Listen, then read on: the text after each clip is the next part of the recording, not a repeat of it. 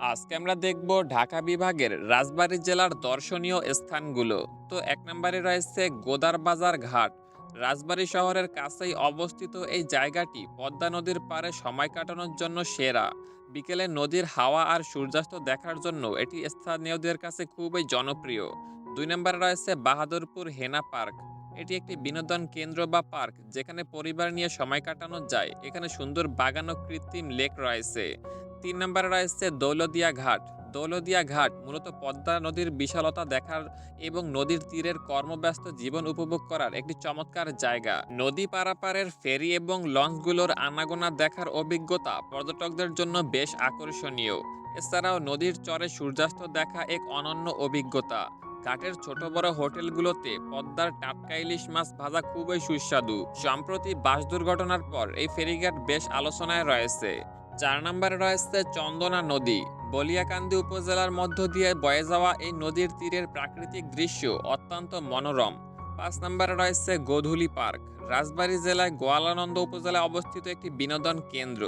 এটি মূলত পদ্মা নদীর তীরে কাছাকাছি একটি মনোরম পরিবেশে গড়ে তোলা হয়েছে। বিকেলে সময় কাটানোর জন্য বেস্ট জায়গা এটি। এরপরে 6 নম্বরে রয়েছে মীর মোশাররফ হোসেন মেমোরিয়াল মিউজিয়াম। কালু শাহর রচয়িতা বিখ্যাত সাহিত্যিক মীর মোশাররফ হোসেনের স্মৃতি রক্ষার্থে এটি নির্মিত করা হয়েছে। এখানে তার ব্যবহৃত নানা জিনিসপত্র ও পাণ্ডুলিপি দেখতে পাবেন। 7 নম্বরে রয়েছে কুঠি পাচুরিয়া জমিদার বাড়ি। এটি জেলার একটি প্রাচীন ও চমৎকার স্থাপত্য শৈলীর নিদর্শন। ইতিহাস প্রেমীদের জন্য এটি একটি দারুণ জায়গা। 8 নম্বরে রয়েছে নুরা পাগলার মাজার। রাজবাড়ী জেলার গোয়ালানন্দ উপজেলায় নুরাল হক ওরফে নুরা পাগলার দরবার ও মাজার শরীফ অবস্থিত ছিল। তবে সাম্প্রতিক কিছু ঘটনার কারণে এই স্থানটি বর্তমানে বেশ আলোচনা ও বিতর্কিত রয়েছে। 9 নম্বরে রয়েছে কল্যাণ দিঘি। বালিয়াকান্দি উপজেলায় অবস্থিত এই বিশাল দিঘিটি প্রাচীন ইতিহাসের সাক্ষী। এর বিশালতা ও শান্ত পরিবেশ পর্যটকদের মুগ্ধ করে। 10 নম্বরে রয়েছে নীলকুঠি। রাজবাড়ী সদর উপজেলায় অবস্থিত ব্রিটিশ আমলের নীল চাষের ইতিহাসের সাক্ষী এই নীলকুঠি। 11 নম্বরে রয়েছে নলিয়া জোর বাংলা মন্দির।